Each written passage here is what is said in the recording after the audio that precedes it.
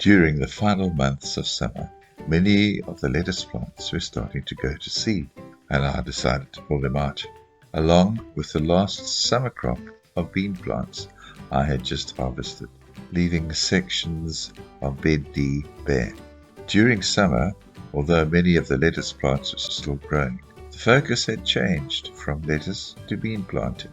The photos on this side show the remarkable transformation of the bed in the relatively short time from spring to autumn due to bean plants having to adapt their life cycle to be short enough so they can continue to grow in the next season before the cold of winter makes growth impossible.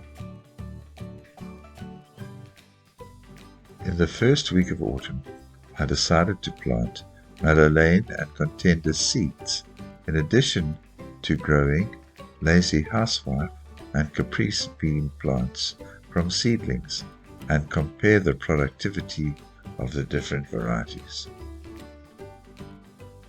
The Caprice seedlings I planted at the beginning of the month grew rapidly and soon formed plump pods which were ready for harvest by the end of the month.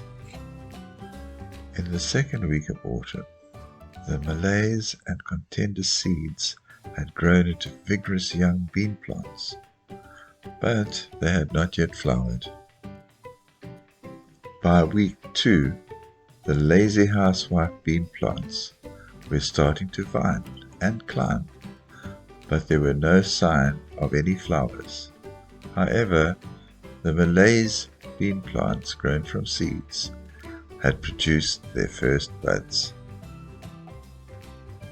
In the relatively short time since the last photo, there had been significant growth in the Lazy Housewife vines, but no flowers yet. The Contender bean plants grown from seeds had also grown significantly and were producing pods. By the third month of autumn, week 3, the Caprice beans grown from seedlings had produced a third crop that was almost ready for harvest, and the Malays beans that had grown from seeds had produced their first harvest.